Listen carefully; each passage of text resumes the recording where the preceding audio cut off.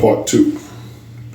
Hereditary programmed fear of so-called white people or of institutionalized white supremacy is about settling, is about believing that you have no other choice.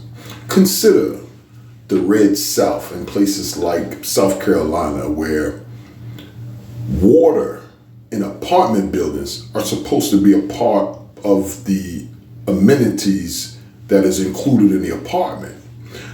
But in several locations, many locations, so-called black people in these apartment complexes are being forced to pay for water.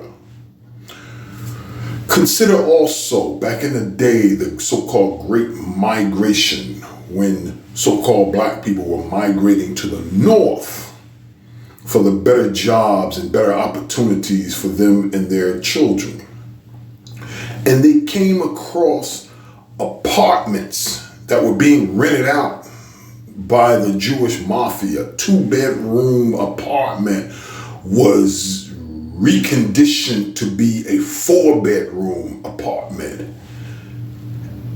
And so-called black people being in the mindset that they were then and still are now, feeling like they always have no choice.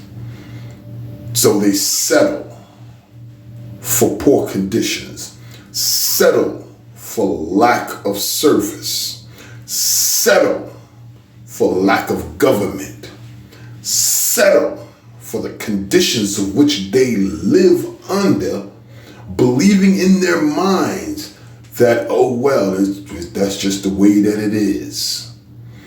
Rather than standing up, they settle. This is all a part of hereditary programmed fear of so-called white people and institutionalized white supremacy. And then consider that the foolish pride that you walk around with which you have the nerve to stick your chest out or hold your head up.